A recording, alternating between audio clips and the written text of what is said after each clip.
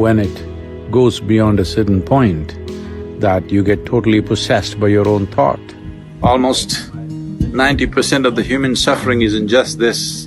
It's my wish and my blessing that you must get out of the prison of your own mind and know the beauty of creation.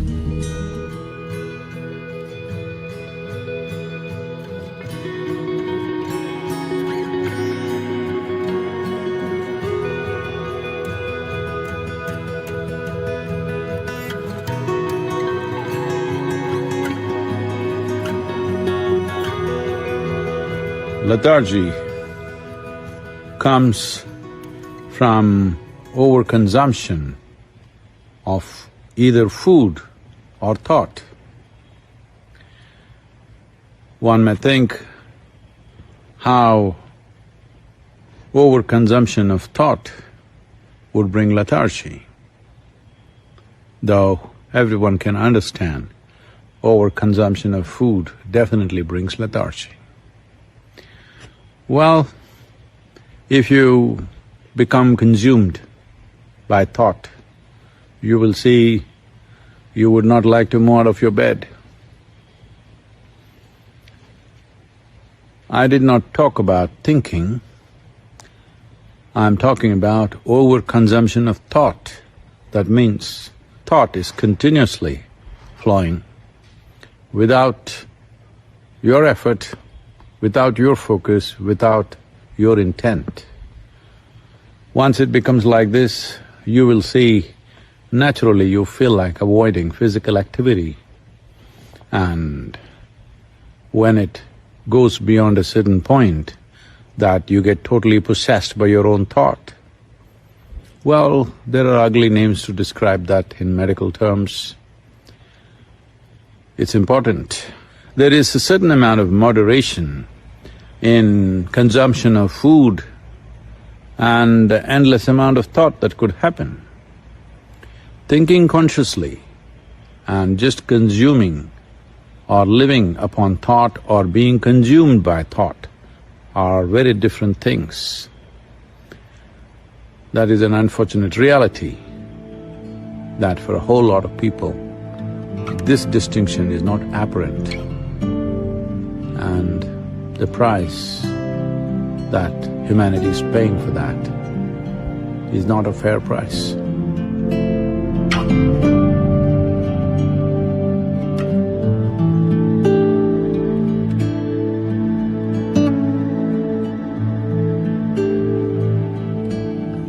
The conclusions that you make in your mind will seriously impede your ability to experience life.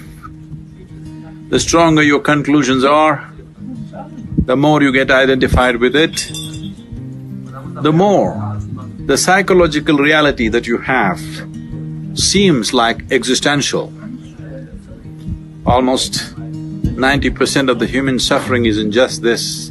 You misunderstand your psychological drama to be real. It's your drama. You can play it whichever way you want. If you're a good director of drama, you would make it the way you want it, otherwise it's happening haphazardly. Well, this is the reality of existence. How beautiful it is, but most people choose to live in their mind because they have made strong conclusions and it's no more a choice as to where they live. It's time you live on this planet, experience the beauty of creation and also the presence of the Creator in this creation. Just pay enough attention to every aspect of creation and you will see the presence of the source of creation in it. This is what you need to experience. The psychological drama is your making. It is too puny compared to the existential drama that's happening here. It's time you enjoy this. It's my wish and my blessing that you must get out of the prison of your own mind and know the beauty of creation.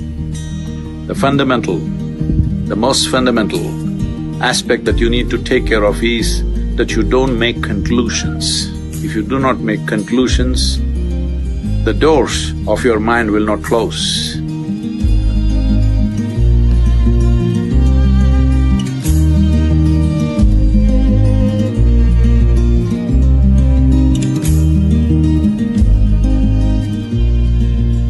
If you apply only your intellect, ignoring other aspects of your intelligence, you will get confused about every little thing in life. Because intellect is a cutting instrument, it's like a knife. If you want to dissect, it's a good instrument. But if you try to sew with a knife, you will be left in tatters. Well, that is what most human beings are experiencing right now, that they are using a cutting instrument to stitch, to put things together. Well, the more effort that you make, the more into bits and pieces human beings will become within themselves. There was a time they divided the world, then they divided more and more. You have seen this, there was a time people could live together. There were families in India where there were 400, 600 people in one family living in one house. Then slowly it became just parents and children and grandchildren. Now grandparents became a little bit of a problem, so we send them elsewhere. Now children become a problem, we send them elsewhere. And slowly husband and wife are living in separate houses, meeting on weekends.